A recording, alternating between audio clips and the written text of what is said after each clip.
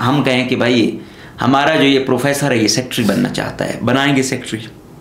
जब वो नहीं बनाते, कानून है कि कैडर नॉन कैडर की जंग चली हुई है, तो फिर हमारी चीज़ों में क्यों लाते हो? क्या आपको पूरे एजुकेशन डिपार्टमेंट में एक भी इस कैलिपर का बंदा नहीं मिला कि आप उसको लगा सकें? आपको तो हमने दिया था एजाज़ की सूरत में, फलां की सूरत में, आपने क्या किया? तो वो कहते हैं कि भाई उनको हमने लगाया, उनको भी तो आपने लगाया। अगर आपको इसहाक साहब ईमानदार लगा रहा है, कॉम्पिटेंट लग रहा है, तो आपको ये ऐसा बंदा चाहिए। तो एजुकेशन डिपार्टमेंट में भी ऐसे हैं, आप उनमें से कोई लगा देते। हम नहीं देते। कहीं ऐसा ना खुदा ना खास्ता किसी के ईमान का पता नहीं चलता। जब कोई पोजीशन पे आता है असलियत उसकी तब पता चलती है। पहले किसी के पास कुछ है ही नहीं, इख्तियार ही नहीं है, तो वो सब ईमानदार हैं, सब ग्रेसफुल हैं, सब करप्शन से खुद को दूर कहते हैं। अब एक टीचर मैक्सिमम करप्शन वो क्या करेगा? उसके पास यही है, क्लासें नहीं लेगा या वो।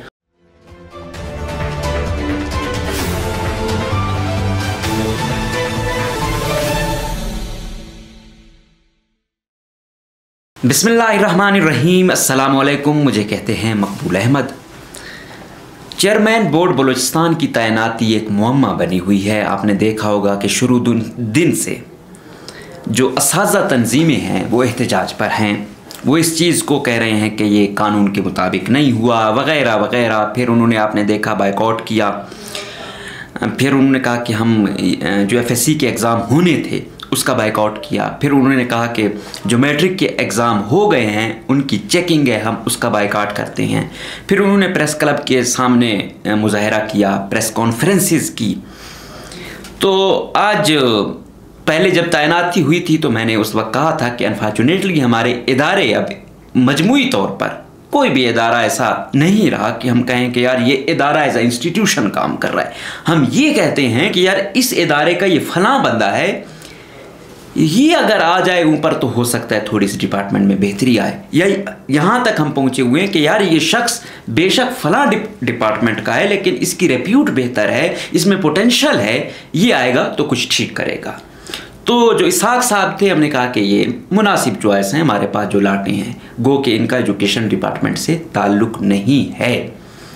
अच्छा, जो गिला शिकवा है एजुकेशन की जो तंजीमें हैं, एजुकेशन डिपार्टमेंट के लोग हैं, उनका है, वो कहते हैं डॉक्यूमेंटेशन के थ्रू कि भाई हम वो बात ही नहीं कर रहे कि ये क्या हिसाब है, क्या किताब है, उस चीज़ पे नहीं जा रहे। इसहाक साहब माकूल आदमी हैं, गुड रेप्यूट है, लेकिन वो कहते हैं कि जो बलूचिस्तान बोर्ड का एक्ट नंबर X ऑफ 2019 में जो एक्ट हुआ, जिसका नोटिफिकेशन 25 अक्टूबर 2019 को हुआ था। अब इसमें क्योंकि ये तो बड़ा है, इसमें जो चीज़ा चीज़ें हैं वो आपको बतानी है। अब वो कहते हैं कि the board shall consist of the following members namely the chairman. मतलब चेयरमैन जो बोर्ड होगा, कॉन्स्टिट्यूशन ऑफ अ बोर्ड, उसको चेयर करेगा। कौन करेगा? चेयरमैन करेगा। फिर वो कहते हैं number 2, the vice chancellor of the university or his nominee not less than the rank of professor or grade 20 officer. Chairman किसने करना है? चेयरमैन बोर्ड ने। जो पिछले कई अरसे से हम 19 ग्रेड वाला देख रहे हैं, लेकिन इधर वो कह रहा है कि भाई वो वाइस चांसलर होना चाहिए, या अगर उसकी तरफ से कोई आता है तो वो कौन हो? 20वें ग्रेड से नीचे नहीं होना चाहिए। फिर वो कहता है कि the chairman of other board constituted in the province under the provision of the act. फिर वो कहता है director of colleges and higher education. फिर वो कहते हैं the director technical education Balochistan, the director of education school मतलब बलूचिस्तान। तो फिर कहते हैं one representative of syndicate of the university nominated by the vice chancellor.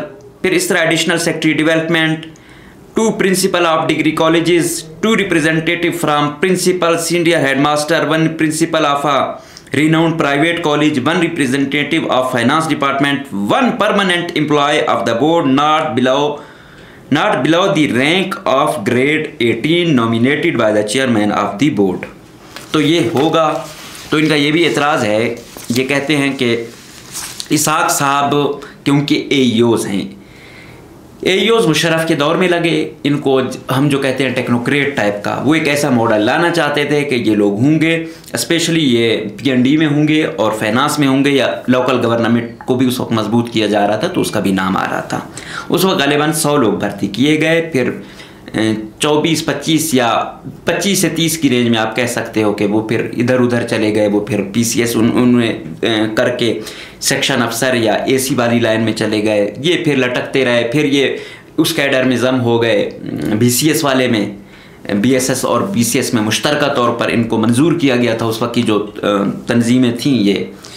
लेकिन बाद में फिर वो मुस्लिम हानि वाला, वो सिंध वाला केस चला कि भाई कैडर नॉन कैडर, फिर एईओज को यतीम कर दिया गया।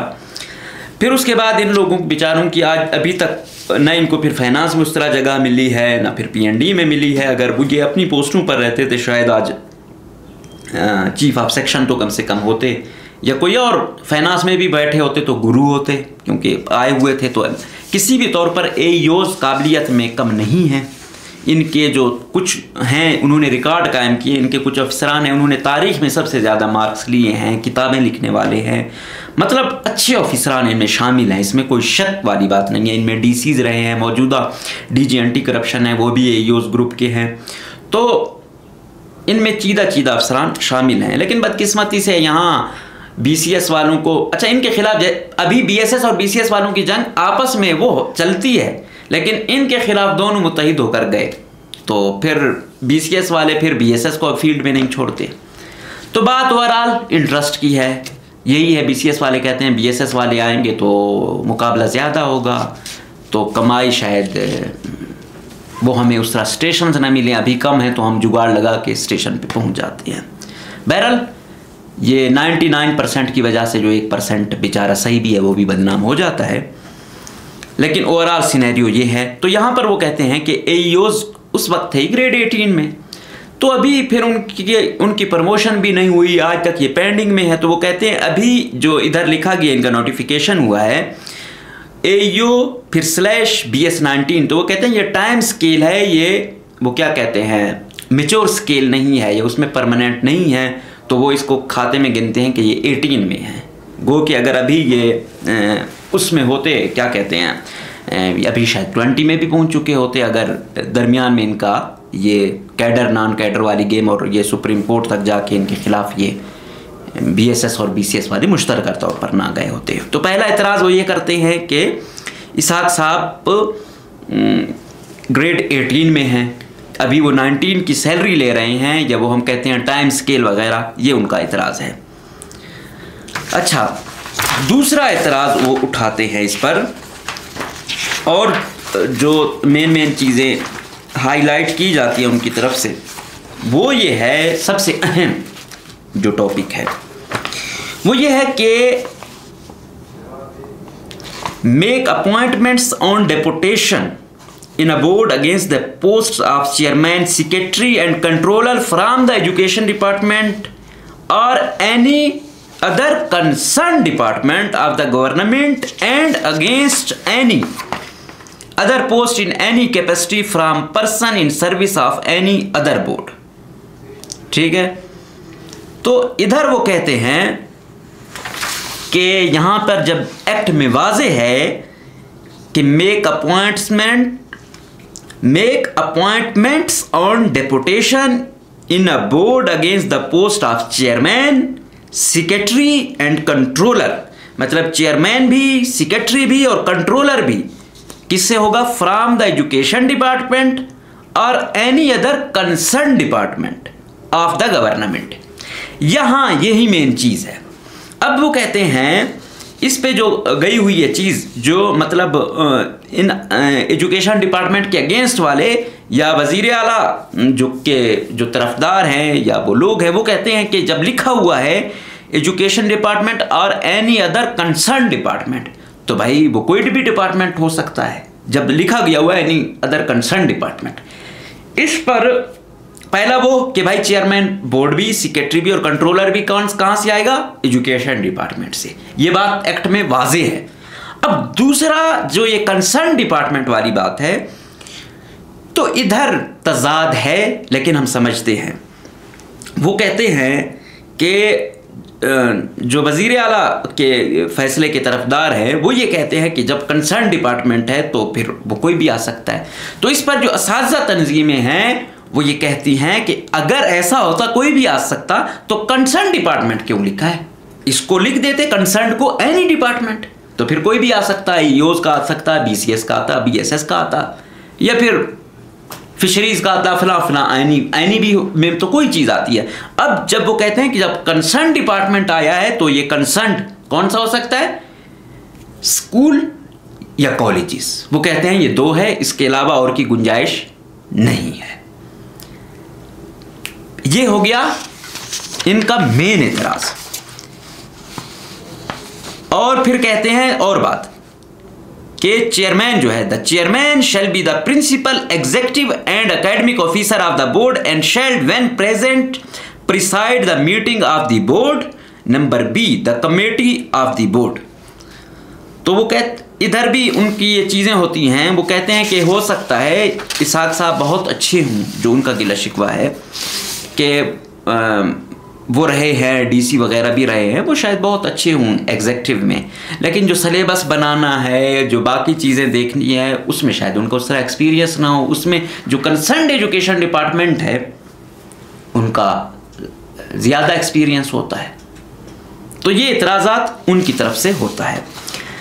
फिर और वो कहते हैं कि एक और, the board shall have the following committees namely finance committee, appointment committee, the committee for appointment of paper setters and head examiners, the committee of courses and such other committees as may be prescribed by regulations. तो वो कहते हैं फिर ये कमेटियाँ बनानी हैं, ये वो दूसरे डिपार्टमेंट का होता है, उसको उस तरह पता नहीं होता, ये वो।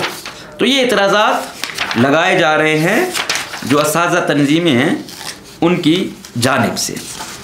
तो ये मेन चीज़ें हैं वो मैं हाईलाइट कर रहा हूँ कि ये इतराज़ हैं। अब एक और इतराज़ात, वो तो मैंने आपको बता दिया।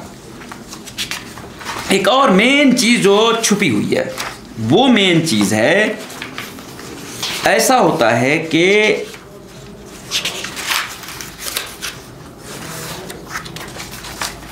23 अक्टूबर 2024 को सेक्रेटरी हायर एजुकेशन को, उस वक्त जो प्रिंसिपल सेक्रेटरी होते हैं वो होते हैं इमरान ज़रकून साहब, जो मौजूदा सेक्रेटरी फाइनेंस हैं।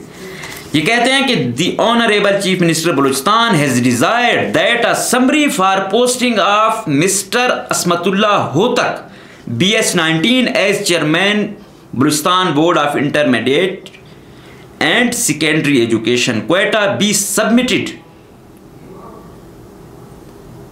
for his kind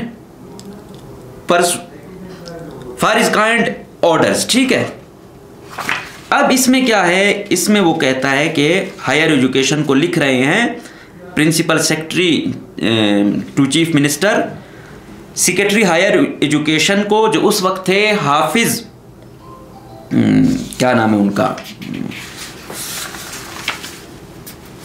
हाफिज ताहिर साहब को कहा कि आप एक समरी रखें, बनाएं, चेयरमैन बोर्ड को हमने चेंज करना है। ये कब होती है, 23 अक्टूबर को होती है। ठीक है, इस पर वो समरी बनाते हैं और ये बताते हैं कि उस वक्त के जो चेयरमैन बोर्ड थे जो अभी चेंज किए गए हैं, वो ये कहते हैं कि 3 साल का, क्योंकि मिला इजाज़ अहमद बलोच साहब को 3 साल का क्योंकि बनाया जाता है, 3 साल के डेपुटेशन पे जाते हैं। तो इस पे लिखा हुआ है कि इनका जो कॉन्ट्रैक्ट इनको मिला, मतलब 3 इयर्स का, वो 25/5/2022 में मिला।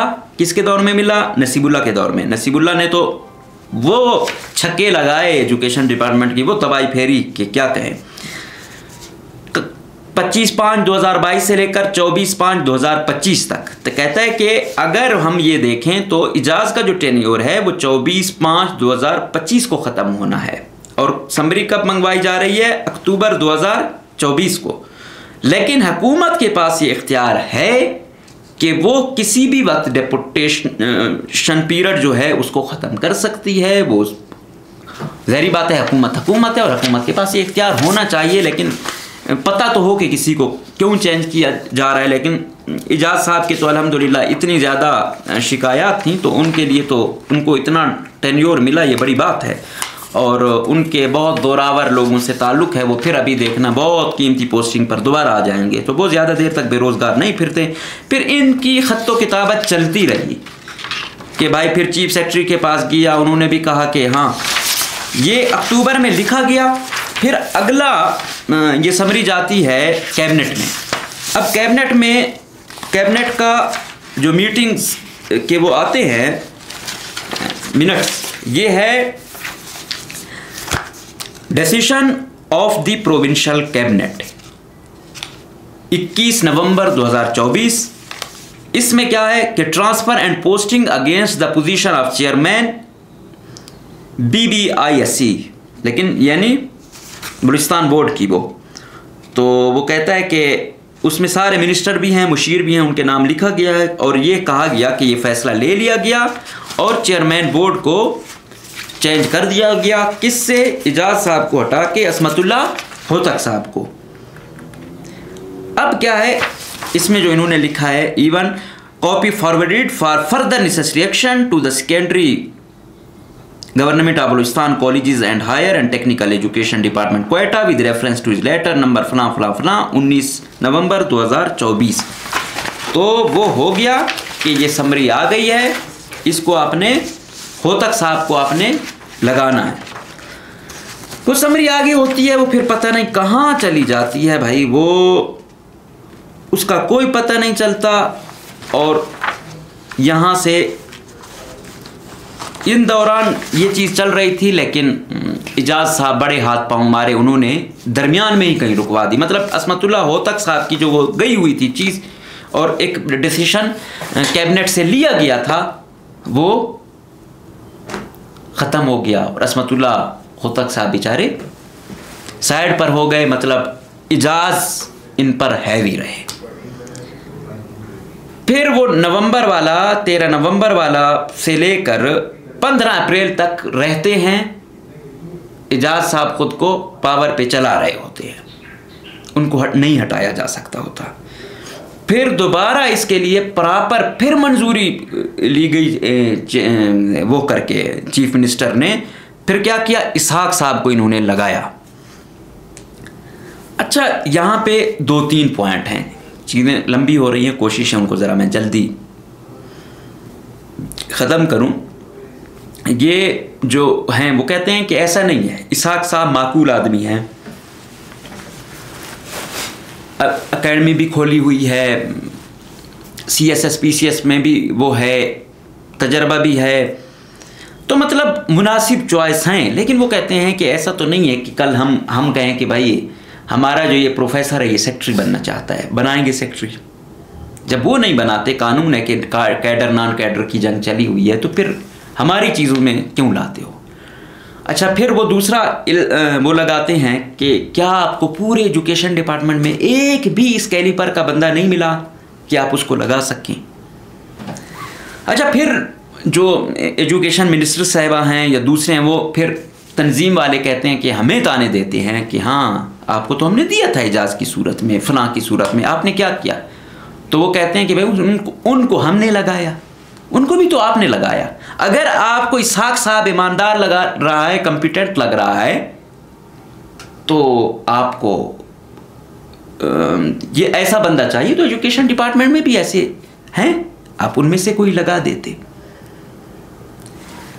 अब फिर इस पर यह होता है कि कहा जाता है कि डायरेक्टर कॉलेजेस ने इन तंजीम वालों को कहा भी था कि आप कोई 3 नाम, मतलब जो इनमें कोई मुअज़्ज़िज़ लोग थे उनसे बात की कि आप कोई 3 नाम दें, चेयरमैन बोर्ड लगाना है तो हम वो करते हैं। तो वो कहते हैं कि हमने बोला कि भाई हम नहीं देते। कहीं ऐसा ना खुदा न खास्ता किसी के ईमान का पता नहीं चलता, जब कोई पोजीशन पे आता है असलियत उसकी तब पता चलती है। पहले किसी के पास कुछ है ही नहीं, इख्तियार ही नहीं है, तो वो सब ईमानदार हैं, सब ग्रेसफुल हैं, सब करप्शन से खुद को दूर कहते हैं। अब एक टीचर मैक्सिमम करप्शन वो क्या करेगा, उसके पास यही है क्लासें नहीं लेगा या वो, जब वो ऐसी पोस्टों पे आता है तब उसकी असलियत खुलती है कि वो असल में क्या है। और अलग अलग जिम्मेदारी है, पढ़ाना और वहाँ जाके एग्जेक्टिव पावर आपके पास आना। तो कहते हैं कि हमने कहा सर हम नहीं देते, आप अपनी तरफ से नाम दे दें मुअज़्ज़िज़ लोगों के जो आपको लगता है, तो जिसको हुकूमत लगाना चाहे। तो वो कहते हैं वो जो 3 लोग गए, उन 3 लोगों में उन तीनों को नहीं वो किया गया, नहीं लगाया गया, और चौथे नंबर पे इसहाक साहब का नाम वजीर आला ने खुद से लिख के कहा कि इसको लगा दो। अच्छा, अब यहाँ पे फिर एक बात आती है कि यार आपको उसमें से कोई वो नहीं मिला, जो उनका गिला शिकवा भी है कि सीनियर लोग थे, आप उनमें से किसी को लगा देते।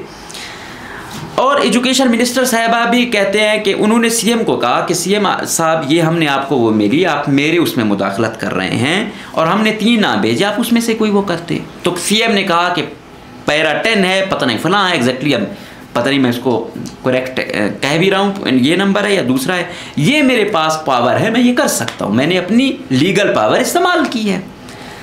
अच्छा, फिर एजुकेशन ये जो तंजीमें हैं इन वालों का एक और जो शिकवा है वो ये है कि वज़ीर आला साहब बेशक लगाते इसहाक साहब को, लेकिन वो इंटरव्यू तो करते। अभी BRC लोरलाई का उन्होंने प्रिंसिपल लगाया, उन्होंने ग़ालिबन 3 लोगों को, दाद मोहम्मद साहब को, एक और ये साइंस कॉलेज वाले जो प्रिंसिपल साहब हैं ये थे, और डॉक्टर समद साहब थे।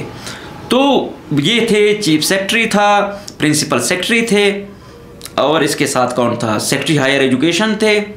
तो इससे अच्छा पैनल क्या हो सकता है कि वज़ीर आला खुद इंटरव्यू कर रहा है, और ऐसा वज़ीर आला नहीं है, ऐसा वज़ीर आला जो चीज़ों को समझता है, पढ़ा लिखा है, और इतनी तो उसमें समझबूझ है कि किसका कैलिपर क्या है, तो वो बेहतर चॉइस लाता है। अभी भी BRC लोरलाई की ज़बरदस्त उनकी सिलेक्शन है, कोई नो डाउट, इसमें कोई शक की बात नहीं है कि भाई उन्होंने इंटरव्यू करके और उसी घंटे में जो है ना अपॉइंटमेंट कर दी, और ये बेहतरीन तरीका था। ऐसा ही आप डायरेक्टर के लिए, एजुकेशन के लिए, सब के लिए, इवन मेरी तो ये ख्वाहिश है, क्या होता है यार, आपने एक बंदा भिजवा रहे हो, DC बना रहे हो, कमिश्नर बना रहे हो, टाइम होता है आपके पास, शकील जैसे लोगों को टाइम दे के, और बाकी ऐसे ऐसे जिनकी बस यही हर वक्त ये ठेका मुझे दो, ये दो, अगर उनके लिए वज़ीर आला के पास इतना टाइम है, तो इतनी अहम पोस्टों पर जिन्होंने लाखों लोगों को जो है ना कमांड करनी है और वहाँ जाके सर्व करना है, आप हर DC AC कमिश्नर उनके कर नहीं कर सकते हो, और फिर बोर्ड का आप कर रहे हो तो आप कर देते। तो मैं ये कह रहा हूँ कि आपकी चॉइस, चाहे डायरेक्टर कॉलेज वाली थी, बेहतरीन जा रही है, BRC का प्रिंसिपल लोरलाई का बेहतरीन चॉइस है, तो ऐसे आप खुद करें, आपको पता चले। तो यहाँ पे भी आप वो एक, उनका भी ये मुतालबा होना ये चाहिए था कि ये इंटरव्यू बेशक करते चारों का, और बेशक ये इसहाक साहब को लगा देते कि भाई किया CM साहब को ये बेहतर लगा उन तीनों में। वो उनका ये है कि हमारे लोग एक्सीलेंट हैं, शायद वो यही कहना चाह रहे हैं कि हम कम नहीं है कि आप हमें हमारे तीनों नामों को रिप्लेस करें, तो उनको कहीं ना कहीं चोट पहुंची, और होना भी है। मैं यही कहता हूँ कि कोई भी डिपार्टमेंट मुकम्मल तौर पर, अगर कोई सिस्टम रेंग रहा है ना, उसमें कुछ लोग तो ऐसे हैं। अब मतलब ब्यूरोक्रेसी में हमारी बलूचिस्तान की अल्हम्दुलिल्लाह ब्यूरोक्रेसी जो 98% फराडिये, करप्ट, कमीशन खोर हैं, 2% हैं जो निज़ाम को थोड़ा बहुत रिंगा रहे हैं, 2%। ये भी मैं बड़ी बात कर रहा हूँ, मैं ऐसे नहीं कह रहा, हम भी शायद गुनाहगारों में ही शामिल हैं, मैं खुद को भी कोई अच्छा वो नहीं कर रहा, मैं भी शायद अपने काम से उस तरह इंसाफ नहीं कर पा रहा, लेकिन जो हकीकी लोग हैं उनको हमने कोशिश की अपने प्लेटफार्म से जितना हो सकता है सपोर्ट करने की।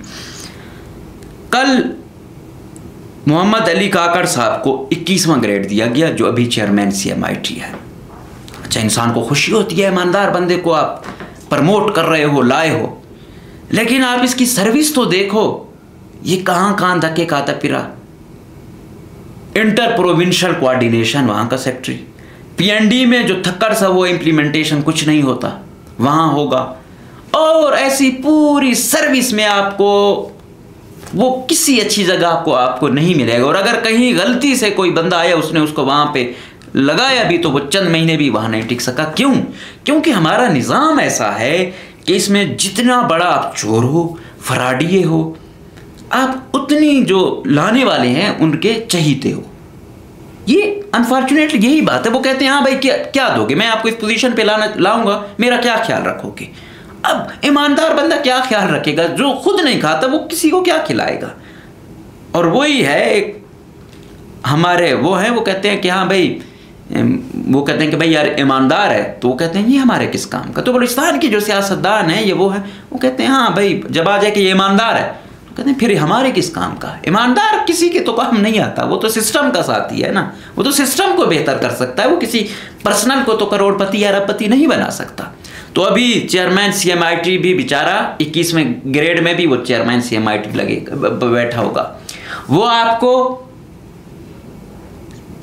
कभी ACS PND नहीं दिखेगा, वो आपको सेक्रेटरी फाइनेंस नहीं दिखेगा, वो आपको सेक्रेटरी CNW नहीं दिखेगा, वो आपको सेक्रेटरी इरिगेशन नहीं दिखेगा, वो बेचारे से खुड्डे लायक पोस्टों पर होगा। SMBR वो आपको नहीं दिखेगा। उसको तो छोड़ो, उस बेचारे को तो एजुकेशन में भी कोई नहीं रखता। क्यों? उसका गुनाह ये है कि वो सिस्टम का साथी जो है ना रहा। अब उसका दूसरा भाई है, तो आजकल पता नहीं वो 20वें ग्रेड में सेक्रेटरी भी रहा है, लेकिन आजकल बेचारा पता नहीं किस कैफियत में है। इज़हार हमदर्दी भी है, और इतने ज़्यादा OSD भी मैं कहता हूँ कि हुकूमत किसी को ना रखे। कई अफसरान हैं उनको ज़्यादा OSD रखते हैं, वो मेंटली बहुत डिस्टर्ब हो जाते हैं, लेकिन वो इस भाई के टोटल उलट है। तो इस भाई ने उस भाई को वो कर दिया। इतना बड़ा इनमें मतलब तजाद है कि अपनी ईमानदारी की खातिर, अपनी हक हलाल की खातिर भाई को भी लिफ्ट टाइम कराई, उसको भी साइड लाइन कर दिया, लेकिन हमारे सिस्टम ने उसको खुड्डे लाइन किया हुआ है। 21वें ग्रेड में भी वो आपको CMIT में दिखेगा। तो ऐसा ही होता है। तो ऐसे ही लोग बेचारे एजुकेशन डिपार्टमेंट में भी फिर रहे हैं, कोई शक नहीं है, लेकिन हम उनके साथ क्या करते हैं? वो बेचारे आपको कहीं नहीं दिखेंगे, ना वो डायरेक्टर आपको दिखेंगे, ना इवन आपको वो कोई प्रिंसिपल नहीं दिखेंगे इतने बड़े लेवल के। ये हमारे सिस्टम का असली चेहरा है। अब आते हैं हकीकी बात पर कि ये जो यूनियन वाले हैं, इनका जो ये एहतजाज है ये कर रहे हैं, एक आम आदमी या एजुकेशन जो वो क्या कहते हैं, जो सिस्टम के लिए कुछ करना चाहता है या ख्वाहिशमंद है कुछ बेहतर हो, तो वो इसहाक साहब की जो अपॉइंटमेंट है इस पर खुश है। आम आदमी की जो मैं बात कर रहा हूँ कि यार मुनासिब जो ऐसा जो साहब हम देखते हैं, आप साहब क्या आप देख लो। चलो इसी एजुकेशन डिपार्टमेंट के सेक्रेटरी भी बैठी हुई हैं, कंट्रोलर साहिबा भी बैठी हुई हैं, तो आपको पता चल जाएगा। हम तो यही कहते हैं, यही तो हमारा रोना है कि शख्स को देखो, डिपार्टमेंट उसका क्या है, ये अब हमारे सूबे में ये चीज़ मैटर नहीं कर रही। पंजाब में उस्मान बुज़दार जैसा वज़ीर आला भी आया, सिस्टम चलता रहा, क्यों? निज़ाम मजबूत था। यहाँ पे आपको फ़र्क वाज़े नज़र आता है। यहाँ पे आप देखते हो कि यार डॉक्टर मालिक आया तो ये निज़ाम आया, थोड़ी बेहतरी आई है, कोई फ़लाँ नवाब आया तो सिस्टम को बर्बाद कर दिया, कुद्दूस आया तो इसने बर्बाद कर दिया। तो ये चीज़ें हैं। क्यों? क्योंकि नवाब को क्या तक वो होगी, नवाब ज़हरी का दौर था वो आपके सामने, उनको क्या कोई, उन्होंने ज़िंदगी में कभी टफ टाइम देखा ही नहीं है, उनको एजुकेशन मिशन में इतनी ज़्यादा नहीं होती है। अब कम से कम डॉक्टर मालिक या सरफराज ऐसे दौर से गुजरे हैं, उनको कम से कम थोड़ा चीज़ों का एहसास है। तो सरफराज से यही गुजारिश है कि वज़ीर आला साहब मेहरबानी करके जो भी अपॉइंटमेंट करते हैं पूरा वो करें, और इंटरव्यू करते तो ज़्यादा मुनासिब चॉइस थी। और इसहाक साहब की मैं फिर कह रहा हूँ कि मैं ज़ाती तौर पे इसहाक साहब के अपॉइंटमेंट को बेहतर समझता हूँ। क्यों? क्योंकि मैं इस नतीजे पे पहुँचा हूँ कि हमारा ओवरऑल इंस्टीट्यूशन कोई भी हो, मैं यही कहता हूं कि ACDC पे भी ये BCS या दूसरी वाली अगर ऐसी बात है तो फिर कोई टीचर भी अगर एक्सीलेंट है उसको भी आप कमिश्नर लगा दो, सेक्रेटरी लगा दो। क्यों? मुझे वो BCS वाला करप्ट नहीं चाहिए, जो है तो BCS लेकिन हरामखोरी और 2 नंबरी में उसने रिकॉर्ड कायम किए हुए हैं। वो टीचर जो शायद टीचर बन गया लेकिन उसकी ईमानदारी, उसमें वो टैलेंट है, वो सेक्रेटरी पे है, मेरे लिए वही मुनासिब है। मैं ज़ाती तौर पे इसी नतीजे पे हूँ। तो इसहाक साहब भी उम्मीद है सिस्टम को बेहतर करेगा, लेकिन दूसरी तरफ बीइंग अ जर्नलिस्ट हमने दूसरा मौक़िफ़ भी दिखाना होता है। उनकी ये चीज़ें थीं तो हमने कोशिश की कि उनका भी आप तक रखें, और अपनी पर्सनल जो ज़ाती तौर पे दिखी या सिस्टम के लिए, तो इसहाक साहब बुरी चॉइस नहीं है। इसहाक साहब में कम्पिटेंसी भी है, कैलिपर भी है, टैलेंट भी है और इनोवेशन भी है। होप सो कि वो बहुत बेहतर करेंगे। अभी उन्होंने क्या किया, उन्होंने कहा हम सुपरवाइज़र के लिए BRCs की खिदमत लेंगे अगर टीचर वाले वो नहीं है। और साथ में वार्निंग दी गई है तंजीमों को कि हम आपको क्रश करेंगे। यहाँ पे चीज़ें बड़ी वो हैं, वो कहते हैं कि हमने यंग डॉक्टर को क्रश किया, BYC को क्रश किया। ये तंजीम वाले वो करते हैं, इल्ज़ाम लगाते हैं। हमने जो है ना क्या कहते हैं, हर मतलब जो तंजीम थी, हाँ हमने सेक्रेटरीट वाली तंजीम का क्या कर दिया, ऑफिसर वेलफेयर एसोसिएशन का क्या किया। तो आप टीचर भी कोई हमारे लिए ज़्यादा वो नहीं हो, लिहाजा ऐसी कैपिटल पनिशमेंट देंगे कि याद रखो। तो वो कहते हैं कि हमने क्या किया, हमने सिर्फ बाइकाट किया, हमने क्लासों का बाइकाट नहीं किया, हमने कोई और ऐसा बाइकाट नहीं किया, रोड बंद नहीं किया, हमने सिर्फ प्रेस कॉन्फ्रेंसें या ये कर दी। तो उनका ये है कि, लेकिन दूसरी तरफ हुकूमत जिस एक्सट्रीम पर है, हुकूमत मेरा नहीं ख्याल कि ये, उन्होंने कहा है कि हर सूरत 2 मई से एग्ज़ाम होगा, और अगर इसमें ये टीचर लोग, ये प्रोफेसर हजरात अगर वो नहीं करेंगे तो उनके ख़िलाफ़ सख्त कार्रवाई होगी। अब देखें क्या होता है। तो सियासी में जो क़ुव्वतें हैं वो कोशिश करती हैं कि कोई मसलहत का किरदार अदा करें, कुछ देखें, लेकिन साथ में फिर कि इंटरव्यू अगर वज़ीर आला वाला यही फार्मूला जो BRC लोलाई के लिए रहा ये होगा बड़ी पोस्टों के लिए, तो बड़ा आइडियल भी है, बड़ा अच्छा भी है। इसमें आपने सिर्फ यारी दोस्ती या ताल्लुक़ को नहीं देखना, फिर आपने इंटरव्यू में जब आप कोई सामने जाता है फिर कैलिपर का भी पता चलता है, कम्युनिकेशन का भी पता चलता है। तो ये बेहतर है अगर वज़ीर आला इसको आगे भी रखें।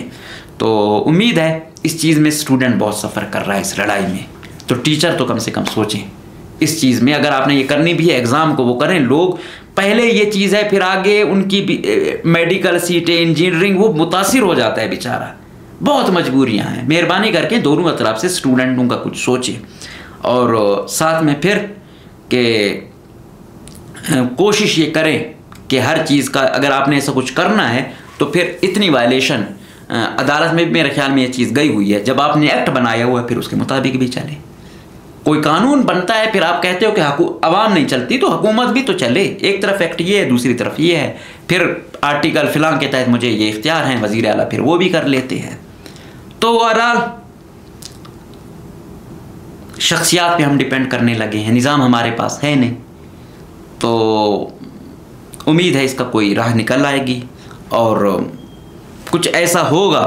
दूसरी तरफ एजुकेशन डिपार्टमेंट का ये भी है कि पहले रही सही चीज़ें हमारे पास हैं वो भी हमसे ली जा रही हैं, लेकिन जब उनके पास थी भी तो कौन से मुहर्के मारे। तो सबसे पहले ये भी है कि अगर आपका बंदा आया जब वो कर रहा था, कितनी आपने तलबा तंजीमों ने असाज़ा तंजीमों ने एहतजाज किए उनके ख़िलाफ़। सब कुछ हुआ, पिछली दफ़ा के रिज़ल्ट में क्या हेर फेर नहीं हुई थी, सब कुछ हुआ। उस वक्त वो नहीं रहे, एहतजाज हमने देखने को नहीं मिला। उस वक्त जब आप में काली भेड़ें थी उस वक्त तो आप लोग नहीं मुतारिक थे। आज ये पिछलों से 1000 गुना बेहतर चॉइस है, तो इस पर आप एहतजाज पे तुले हुए हो। तो खैर हमें सिस्टम का साथी बनना होगा, न तंजीमों का बनना होगा, न किसी और का बनना होगा। हमें जो सिस्टम के लिए बेहतर नज़र आएगा जो शख्स, तो हम उसके साथी होंगे। और अगर हम यही कहते हैं कि अगर एजुकेशन डिपार्टमेंट से भी कोई माकूल चॉइस होती, और अभी भी मैं ये कह रहा हूँ कि अगर वहाँ से वज़ीर आला लाता है, उसका इस्तेकाक था, तो शायद ये ज़्यादा सूटेबल होता कि एक्ट में वो है। उन लोगों के लिए कुछ ही चीज़ें रह गई हैं। लेकिन साथ में अगर इसहाक साहब है कि बेशक एक्ट की वायलेशन की गई है, लेकिन इसहाक साहब बज़ाते ख़ुद या उनका कैरियर कोई बुरा नहीं है, वो भी बहुत मुनासिब चॉइस है। तो बहरहाल जो हो बोर्ड के लिए, एजुकेशन के लिए और सूबे के लिए बेहतर हो। बाकी इस पर क्या पेशरफ्त होती है इंशाल्लाह आपको अपडेट करते रहेंगे। तब तक के लिए हमें दीजिएगा इजाज़त। अल्लाह।